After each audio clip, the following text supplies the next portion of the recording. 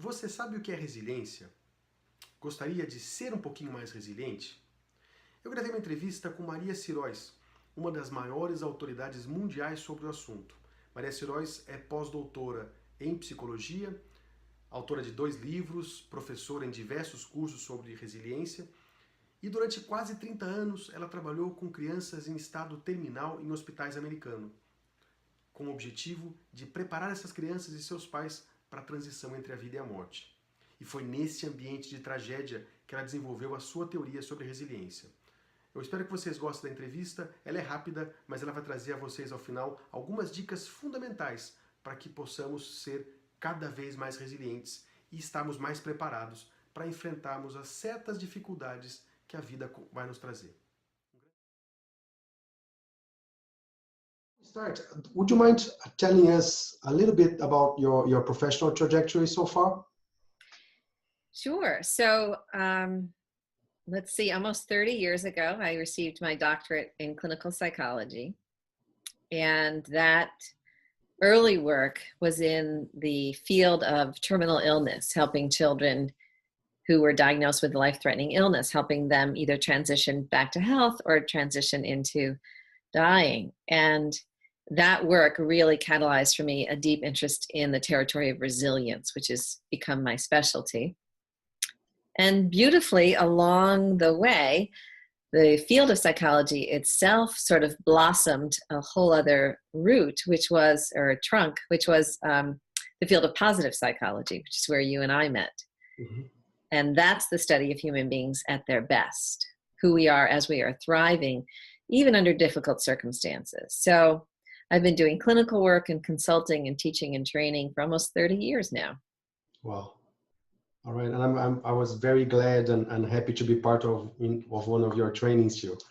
How would you explain in a practical way what was the change in the positive psychology approach to resilience?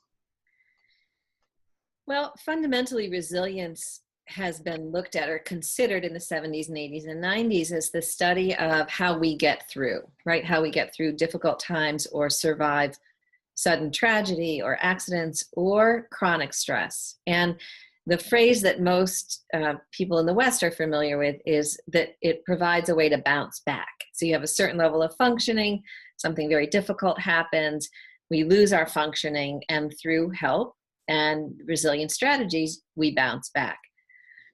Positive psychology came around and really held this question of the people who are the most resilient, or the people who are resilient under the most difficult circumstances, what do they know? And what we've come to understand is that resilience isn't simply about bouncing back. It's also about bouncing forward. It's also about leveraging one's gifts and strengths and skills in the worst moments to potentiate growth so that we become actually stronger within ourselves, healthier, wiser, and more open to the world. That's awesome. Okay, and that's the same type of approach of positive psychology for pretty much every other aspects of. Yeah, it's truly about this notion of thriving. So positive psychology in the business world is often taught through the lens of what is called appreciative inquiry. And in that field, they look for what is called positive deviance, the leaders and the teams that are deviant in a positive direction. They do extremely well, or they do very well for an extraordinarily long length of time, or they do well even when things are falling apart. In school systems, we look at the subset of students who, let's say, they don't have a lot of money or food or a stable family home, or they grow up in neighborhoods that are very dangerous, and yet they manage to do well in school. Like what do those students know, and how can we teach that to others? So you're absolutely right. It's about this consideration of the good. And something important to note, Henrique, is that positive psychology is not the denial or negation of what's wrong or what's not working or the bad. It's it's in addition to the study of what needs to get fixed or what needs to get worked through or what isn't working well. Mm-hmm. Excellent. You have just recorded an online course on resilience, right? Yes. Okay. How would you define resilience nowadays, or how important would you say resilience is in the professional level and personal level for everybody? Well, I don't know what life is like in Brazil, but life in America right now is quite challenging. We're having conflict, it seems like at every level, personal, family, community, nationwide. And, and the world itself is under some strain, right? With national disasters. I'm thinking of the volcano in Hawaii at this time. And frankly, some frightening trends that we're seeing globally, right? So resilience is absolutely necessary at any time, and it feels particularly important right now.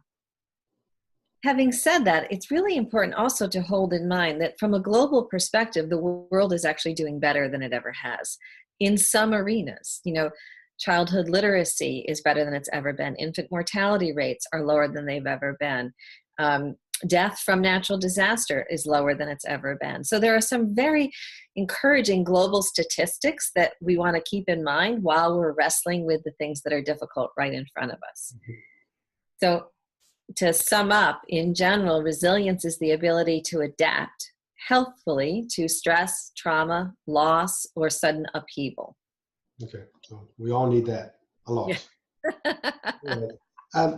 Could you give us some tips, maybe from your course, on how to build more resilience in everyday life, or when life strikes hard, as you say in your course?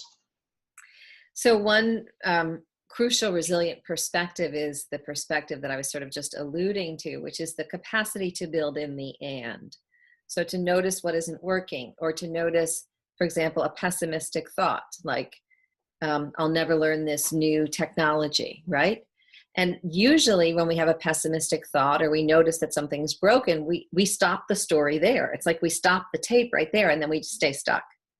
And that just creates a downward spiral of thinking, of emotions. It limits and narrows our behavior, and we often end up acting from old habituated patterns of striking out, or isolation, or confusion, and so on. So what we want to do from a resilience perspective is add in the and. So I'm worried that I'm never going to be able to learn this new technology, and I know how to ask for help, and I have strengths inside of me that will aid me, and I've learned other new things before. Why would this be different? I just have to put some effort in, right? So we build in the and. That's the first perspective of resilience. A second sort of tool, just one more tool I'd like to offer, is the notion of our character strengths, that every human being has strengths within them, capacities that actually bring us a stronger life force, a clearer mind, a calmer heart, that contribute to good for ourselves and for those around us. And we know that the most resilient of us lead from our strengths. Mm-hmm. Okay, excellent. I hope I can be in one of your courses very soon. And maybe we can have your course in Brazil very soon too. That's exactly what I was thinking. Let's do some work together in your beautiful country. All right. Thank you so much for your time and for your kindness with this interview. And I hope to talk to you soon. Henrique, thank you. Take care. Bye.